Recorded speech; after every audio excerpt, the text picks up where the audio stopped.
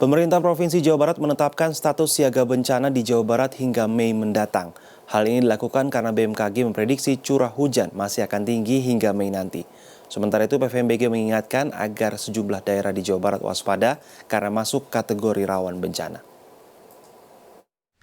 Curah hujan yang tinggi pada Januari membuat sejumlah daerah di Jawa Barat dilanda banjir dan tanah longsor. Di Desa Cimanggung, Sumedang misalnya, terjadi tanah longsor pada 9 Januari lalu. BPBD Kabupaten Sumedang mencatat 40 korban meninggal akibat tanah longsor tersebut. Sementara itu akibat hujan deras pada 19 Januari, kawasan perumahan di perkebunan Gunung Mas Puncak Bogor diterjang banjir bandang akibat luapan Sungai Cisampai. Meski tidak ada korban jiwa, 5 rumah rusak. Untuk menghindari banjir susulan, pihak desa Tugu Selatan Cisarua mengungsikan ratusan warga. Di Kabupaten Sukabumi, pergeseran tanah membuat 129 keluarga di desa Ciengan diungsikan. BPBD Kabupaten Sukabumi mencatat sedikitnya 20 rumah rusak akibat tanah yang bergeser. Selain itu, sebuah bukit setinggi 200 meter yang berada di atas pemukiman warga longsor dan retak. Bencana yang terjadi di beberapa daerah di Jawa Barat sudah diprediksi oleh PVMBG.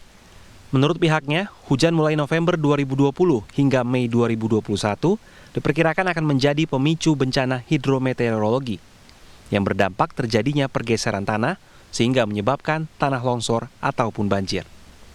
Namun, faktor lain seperti perubahan fungsi lahan juga memicu datangnya bencana. Karena itu, edukasi tentang daerah rawan bencana penting dilakukan sebagai langkah mitigasi bencana. Pemerintah menyediakan peta rawan bencana. Itu acuan yang pertama. Terus acuan itu harusnya bisa diakses. Jadi setiap orang itu bisa tahu bahwa daerah saya rawan atau tidak. Curah hujan kan ada kepastian. Dari pemerintah kita memberikan kapan potensi hujan itu akan muncul. Nah, mereka harus beradaptasi. Yang kedua, yang paling pendek lagi, ketika hujan, mereka harus waspada, tidak tidur enak-enak, karena mereka sudah tahu sebelumnya bahwa daerah itu daerah rawan. BPBD Jawa Barat pun telah menetapkan status siaga bencana di 27 kabupaten kota di Jawa Barat sejak November 2020 hingga Mei 2021. Hal itu dilakukan karena diprediksi curah hujan masih tinggi hingga Mei nanti.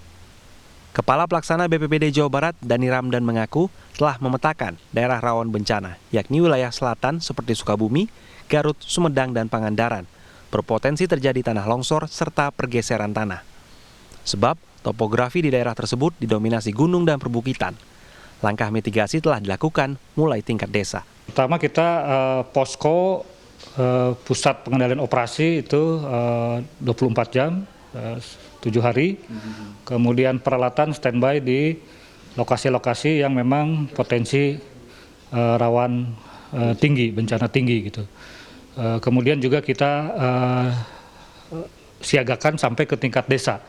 Jadi perangkat desa, khususnya yang desa-desa dengan kerawanan bencana tinggi itu, kita aktifkan relawan-relawan kebencanaan, dibantu juga tentunya TNI Polri, ada Babinsa, Babin Kamtibmas, dan juga institusi lain.